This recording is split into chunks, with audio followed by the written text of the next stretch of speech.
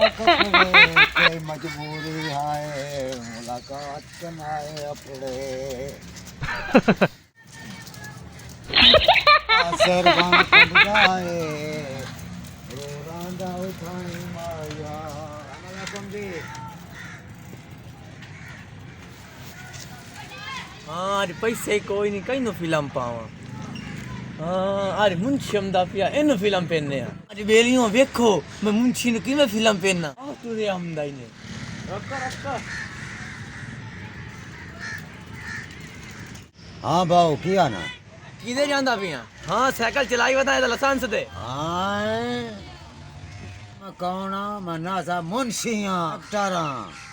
तो मैं तू पूछना है लाइसेंस दे नहीं तो चल थले ला साइकिल बंद करंदा पिया मैं मेहरबानी करो जी मगर अपना जाना घर का काम बनता पे मेहरबानी करो साइकिल का क्या लसा तो लाइसेंस दे नहीं तो चल थले ला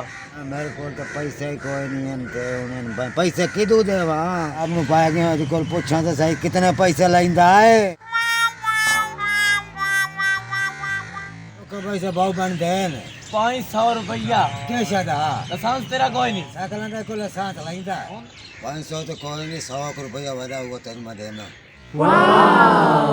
अच्छा चलो 100 तो बनदा पिया चल दे 100 रहेगा आज तो बाहर लाइसेंस तो बगैर नहीं घूमना चलो ठीक है एहतियात करे सान तो पैसे ये कमाए हैं तो लौट गया तो यार है तो जो है ना 100 सारी दिहाड़ी की या लाए दिया चलो 100 रुपया है यार अल्लाह हो दे सी अल्लाह दी पूरी पावे चालो ये 100 आए जरा लाए गया अल्लाह मैंने और दे अरे गल सुने ना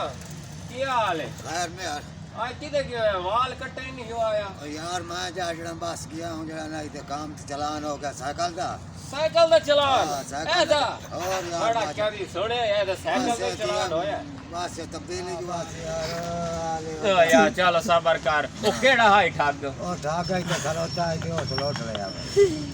यार अच्छा मेरे दोस्तों मेरे ब्राह्मण आज ना मुंशी लुटी गया है ठीक है ना ते एंदा ख्याल तुसा कीता करो क्योंकि सारे लुटेरे वधे हुंदे ते ओदा ही पता करे ना मैं पता करे ना ठीक है ते 100 रुपए तो मैं तो ले लूंगा